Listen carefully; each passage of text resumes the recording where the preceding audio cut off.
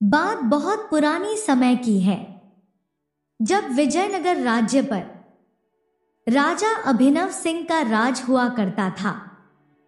महाराज का एक पुत्र था जिसका नाम आशीष सिंह था। राजकुमार आशीष सिंह अब जवान हो चुका था, इसीलिए उसके मां बाप को राजकुमार आशीष सिंह की विवाह की चिंता रहने लगी। लेकिन राजकुमार आशीष सिंह इन सब चिंताओं से दूर अपने आप में ही मस्त रहता था। युवराज को अलग अलग देशों की यात्राएं करने का बहुत ही शौक था। वह अक्सर समुद्र के रास्ते दूसरे देशों की यात्राओं पर जाया करता था। स्वभाव से राजकुमार बहुत ही दयालु और दूसरों की मदद करने वाला था। एक बार की बात है, जब युवराज आशीष सिंह फिर से किसी दूसरे देश के लिए समुद्री यात्रा पर जाने वाला था, तब उसकी माता ने उसके पास आकर कहा, पुत्र, आज फिर से तुम एक नई यात्रा पर जा रहे हो। आखिर कब तक तुम इसी तरह से सफर करते रहोगे? मुझे तो हमेशा तुम्हारी चिंता लगी रहती है। मैं नहीं चाहती कि तुम अब और सफर करो। युवराज कहने लगा, माता, अब बिल्कुल भी चिंता मत कीजिए। मुझे कुछ भी नहीं होगा। जल्दी ही मैं वापस आ जाऊंगा। तब रानी ललिता कहने लगी, पुत्र, अब तुम बड़े हो गए हो। मुझे लगता है कि तुम्हें अब अपने कर्तव्यों का पालन करना चाहिए। माता, आपको क्या लगता है, क्या हमसे कोई भूल हो गई? मैंने कौन से कर्तव्य का पालन नहीं किया? तब रानी ललिता कहने लगी, बेटा, मेरा मतलब ये नहीं था। मैं तो बस इतना कहना चाहती हूं कि तुम्हें अब विवाह कर लेनी चाहिए और इस साम्राज्य को संभालना चाहिए। माता, मुझे अभी कोई राजकुमारी नहीं मिली। जिस दिन मुझे अपने लायक कोई राजकुमारी मिल जाएगी, उस दिन मैं विवाह भी कर लूंगा। अगर ईश्वर ने चाहा तो इस बार शायद मैं अपनी मनपसंद राजकुमारी के साथ ही वापस लौटूंगा। इतना कहकर युवराज और रानी दोनों हंसने लगे। राजमाता ने कहा, बेटा, तुम्हारी यात्रा मंगलमय हो और तुम जल्द ही घर वापस आओ, क्योंकि मैं चाहती हूं कि तुम अपनी राजकुमारी के साथ लौटे और फिर इस राज्य को संभालो।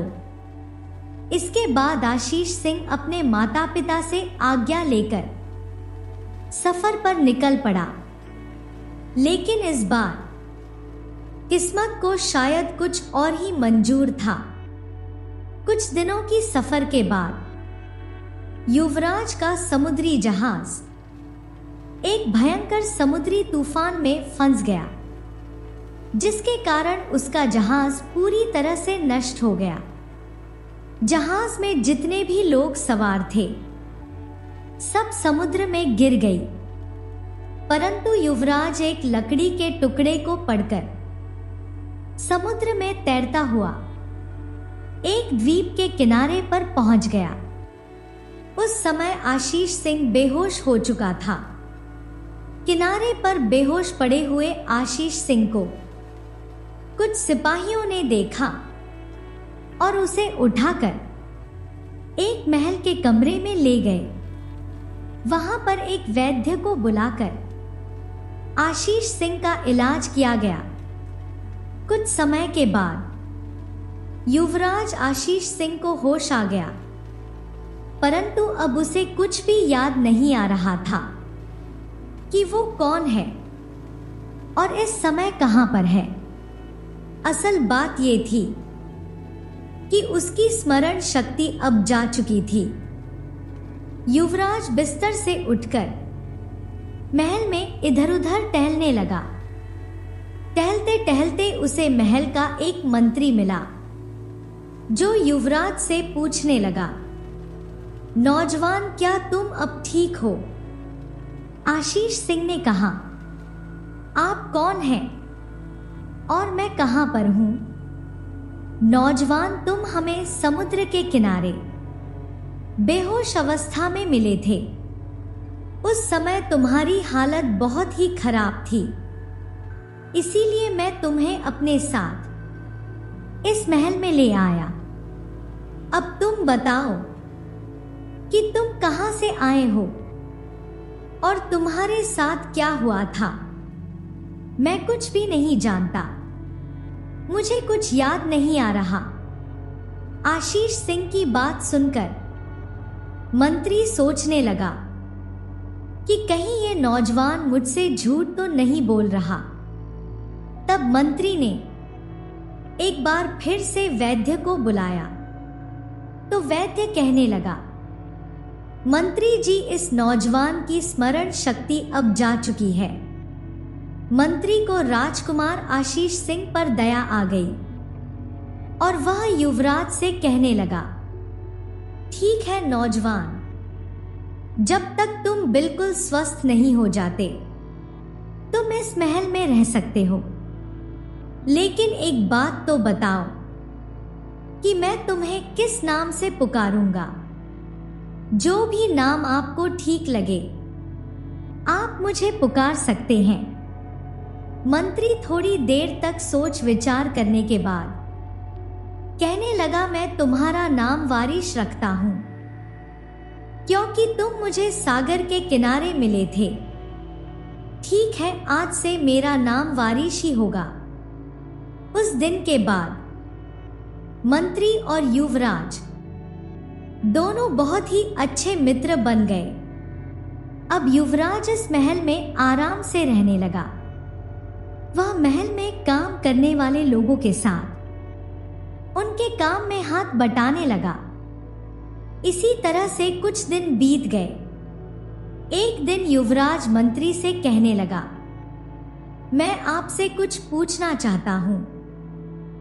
हाँ वारिश, कहो, तुम क्या पूछना चाहते हो? मैं इतने दिनों से इस महल में रह रहा हूं, परंतु मैंने आपके अलावा आज तक इस महल में ना तो किसी राजा या रानी को देखा, ना ही कोई युवराज या राजकुमारी। आखिर ये महल है किसका? ये इतनी सुनसान जगह पर क्यों बना है? यहां तक कि महल के बाहर भी कोई आदमी दिखाई नहीं देता। तो फिर आप इस महल में क्यों रहते हैं? मंत्री ने राजकुमार के किसी भी सवाल का कोई जवाब नहीं दिया और केवल इतना ही कहा कि इस महल में हमारी राजकुमारी रहती हैं। उनके सामने जाने की किसी को भी आज्ञा नहीं है, इसीलिए तुम भी कभी उनके सामने मत जाना। ये कहकर मंत्री वहां से चला गया। महल में राजकुमारी का जो कमरा था उसमें किसी को भी जाने की इजाजत नहीं थी। उस कमरे में सिर्फ मंत्री या फिर कुछ गिनी चुन्नी दासियां ही जाया करती थी। ये सब कुछ देखकर राजकुमार के मन में ये जानने की अभिलाषा हुई कि आखिर ये सारा माजरा क्या है। एक दिन जब राजकुमारी अपने कमरे से बाहर टहल रही थी तो युवराज उसके पास जाकर उसे बात करने की कोशिश करने लगा, परंतु तभी कुछ सिपाहियों ने उसे जाकर पकड़ लिया और फिर दोबारा ऐसी हरकत ना करने के चेतावनी देकर उसे छोड़ दिया। युवराज को समझ में नहीं आ रहा था कि आखिर ये क्या रहस्य है। एक दिन की बात है, युवराज को नींद नहीं आ रही थी। उस रात वो महल के बाहर बने हुए बाग बगीचे में जाकर टहलने लगा। तभी युवराज की नजर वहां पर टहलती हुई राजकुमारी पर जा पड़ी। युवराज आशीष सिंह ने बड़े ही ध्यान से देखा तो राजकुमारी का चेहरा ढका हुआ था। राजकुमारी ने जब आशीष सिंह को देखा तो वह घबराकर वापस अपने कमरे में चली गई। आशीष सिंह ने उसे रोकने की कोशिश की, परंतु वो नहीं रुकी। ये देखकर राजकुमार आशीष सिंह सच में पड़ गया कि आखिर राजकुमारी उसे डरकर इस तरह से भाग क्यों गई। अब युवराज आशीष सिंह हर रात राजकुमारी को उस बाग बगीचे में टहलते हुए देखता था। और फिर एक रात युवराज ने ये फैसला किया कि वह आज राजकुमारी से बात करके ही रहेगा। आशीष सिंह एक बार फिर से राजकुमारी के सामने जा खड़ा हुआ। राजकुमारी इस बार भी घबरा गई। जैसे ही वो पलटकर वापस अपने कमरे में जाने लगी तो युवराज ने कहा, देखिए, आपको मुझसे इस तरह की डरने की कोई आवश्यकता नहीं है। ये सुनकर राजकुमारी रुक गई और कहने लगी, नौजवान, आज के बाद तुम कभी भी इस तरह से मुझसे मिलने के लिए मत आना। लेकिन युवराज हर रात बगीचे में आकर राजकुमारी से बात करने की कोशिश करने लगा। धीरे धीरे राजकुमारी ने उससे बात करना शुरू किया। आशीष सिंह राजकुमारी को तरह तरह के किस्से और कहानी सुनाने लगा। अब राजकुमारी भी युवराज से बहुत सी बातें करने लगी थी। धीरे धीरे उनमें दोस्ती भी हो गई। उस दिन के बाद से राजकुमारी अब दिन के समय भी अपने कमरे में से बाहर आ जाया करती थी, ना कि वो पहले की तरह पूरा दिन अपने कमरे में छुप कर रहती थी। इस तरह से करते करते पूरा 1 साल बीत गया। अब युवराज को राजकुमारी पसंद आने लगी थी। एक दिन उसने राजकुमारी के सामने विवाह का प्रस्ताव रख दिया। राजकुमारी ने उसकी बात का कोई जवाब नहीं दिया और वहां से चली गई। और फिर युवराज ने फिर से वही बात दोहराई तो राजकुमारी कहने लगी, नौजवान, तुम्हें अभी सच्चाई पता नहीं है। जब तुम्हें सच का पता चलेगा तो तुम अपने आप ही मुझसे विवाह करने से इनकार कर दोगे। ऐसी बात नहीं है राजकुमारी जी, मैं किसी भी हालत में आपसे शादी करने को तैयार हूं। तब राजकुमारी ने अपने चेहरे से कपड़ा हटाया और अपना असली चेहरा चक्रपाणी को दिखाया। राजकुमारी का चेहरा बहुत ही भयानक और बदसूरत था। तब राजकुमारी कहने लगी, क्या आप भी तुम मुझसे विवाह करना चाहते हो? हाँ राजकुमारी, मैंने आपसे पहले ही कहा था कि जैसे भी हालत हो मेरा फैसला नहीं बदलेगा। युवराज की आंखों में आंसू आने लगे। वो पूछने लगा, आखिर ये सब कैसे हुआ राजकुमारी? तब राजकुमारी बताने लगी कि वो एक बार जंगल में शिकार करने के लिए गई थी और एक पेड़ के नीचे एक मुनि तपस्या कर रहे थे। मेरे शिकार करने के कारण उनकी तपस्या भंग हो गई। तब मुनि ने मुझे वहां से चले जाने को कहा, लेकिन मैंने अपनी गलती की माफी मांगने की बजाय उनका बहुत ही अपमान किया। गुस्से में आकर मुनि ने मुझे शाराप दे दिया कि मैं बहुत ही ज्यादा बदसूरत हो जाऊं, क्योंकि मुझे अपनी सुंदरता पर बहुत ही घमंड था।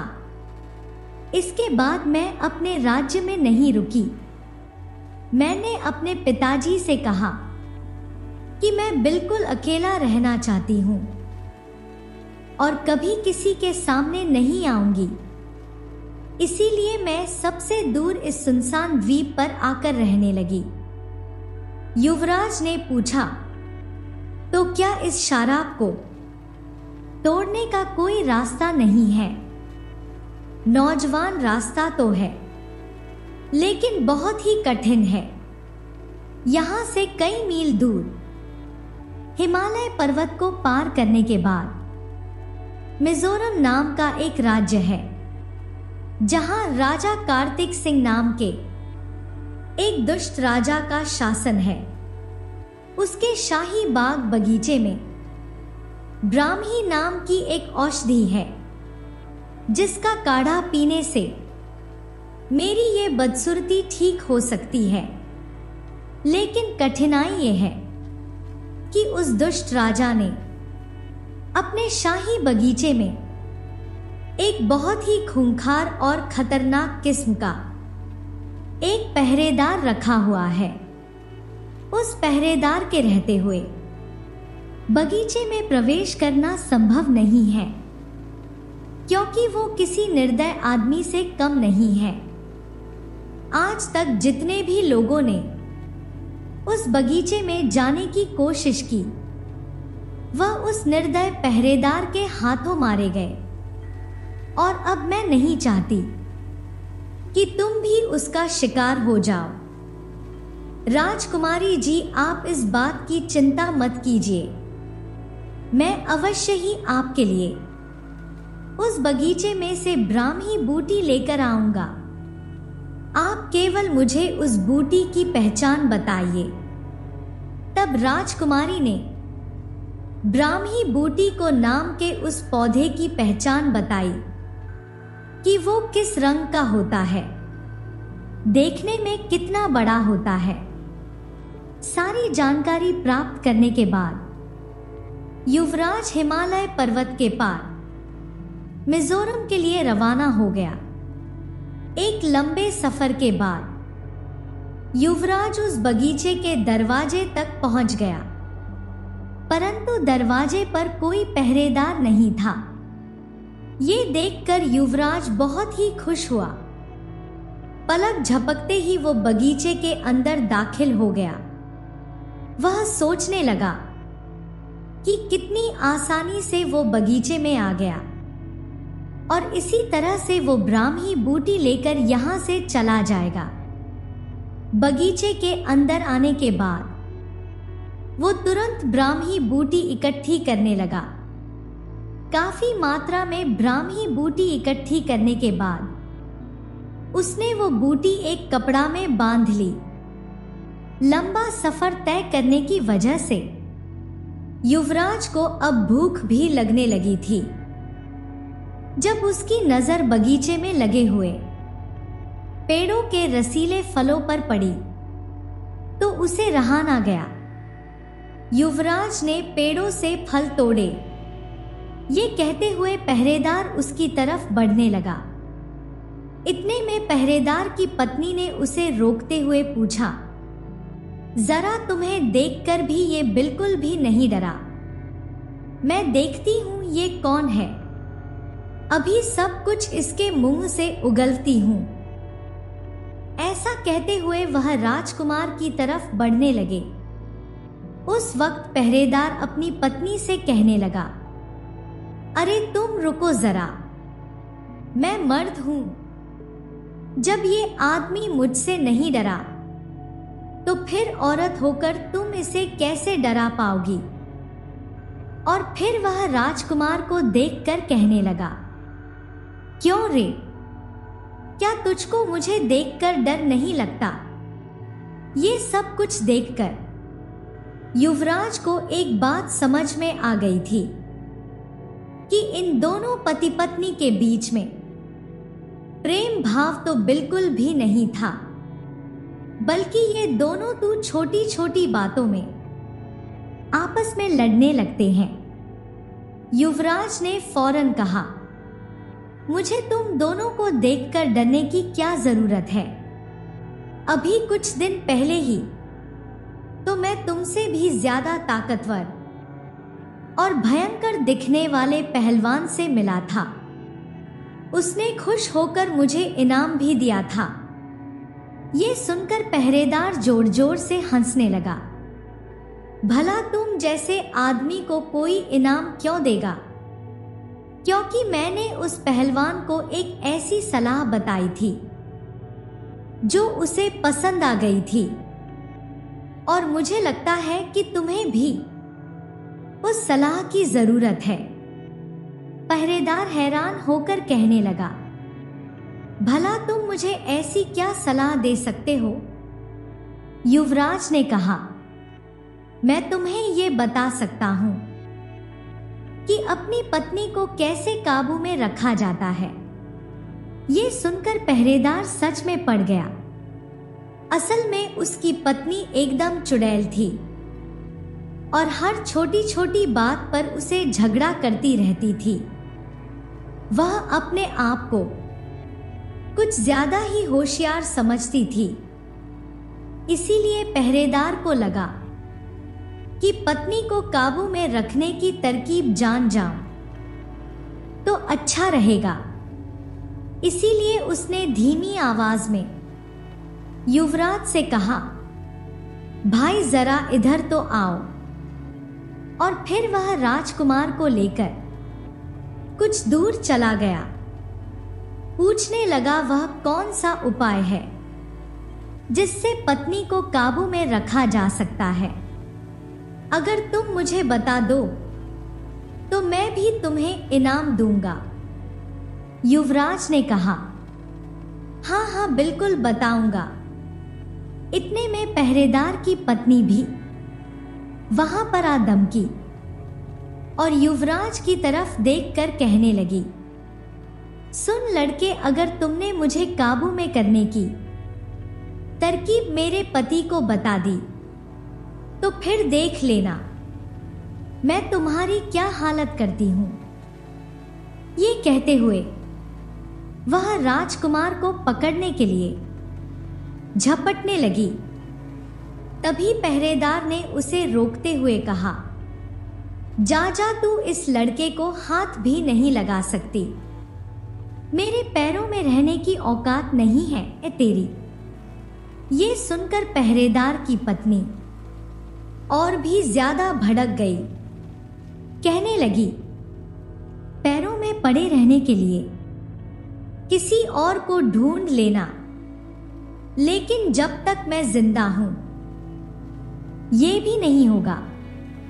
इसके बाद वे दोनों एक दूसरे से गाली गलौज करने लगे, नाखूनों से एक दूसरे को नोचने लगे। बात यहां तक आ गई कि वे दोनों हाथापाई करने लगे। उनकी इस लड़ाई झगड़े के बीच में युवराज को वहां से भागने का मौका मिल गया। उसने जड़ी बूटियां वाली कपड़े को संभाली और चुपके से वहां से निकल गया। वापसी का सफर पूरा करके वो राजकुमारी के महल में वापस लौट आया। जल्द ही वैद्य जी ने उस बूटी का प्रयोग करके एक ऐसी औषधि तैयार की जिसे पीते ही राजकुमारी का बदसूरत चेहरा बदलकर सुंदर बन गया था। इसके बाद अपने वायदे के अनुसार युवराज आशीष सिंह के साथ राजकुमारी का शादी हो गया। शादी के पश्चात एक दिन राजकुमार और राजकुमारी महल से बाहर निकालकर उस द्वीप की सैर कर रहे थे तो समुद्र के किनारे युवराज को एक समुद्री जहाज के तहस-नहस हुए टुकड़े नजर आए। ये इस समुद्री जहाज के टुकड़े थे जिस पर सवार होकर युवराज किसी समय समुद्र में डूब गया था। उन पुराने टूटे फूटे जहाज के टुकड़ों को देखते ही युवराज को अपनी पिछली जिंदगी के बारे में कुछ कुछ याद आने लगा। उसे याद आया कि वह किस तरह से समुद्र के बीच में एक तूफान में फंस गया था, जिसकी वजह से वह डूब गया था। जब उसे काफी बेचैनी सी महसूस हुई तो वे लोग महल में वापस आ गए। महल में वापस आने के बाद युवराज एक बार फिर से अपने दिमाग पर जोर डालने लगा। धीरे धीरे उसे अपनी पिछली जिंदगी की सारी बातें याद आ गई कि वो विजयनगर साम्राज्य का राजकुमार है। उसके माता पिता उसका इंतजार कर रहे हैं। उसने राजकुमारी को सारी बात बताई और फिर कुछ दिनों के बाद ही वह राजकुमारी को साथ लेकर अपने राज्य विजयनगर की तरफ रवाना हो गया। जब वह विजयनगर पहुंचा तो उसके माता पिता उसे सही सलामत देखकर बहुत ही खुश हुए। जब उन्हें पता चला कि उनका बेटा शादी करके लौटा है तो उनकी खुशी का ठिकाना ना रहा। समय बीतने के साथ युवराज आशीष सिंह ने अपने राज्य की बागडोर संभाल ली। अब वह हमेशा हमेशा के लिए वहीं पर रहने लगा।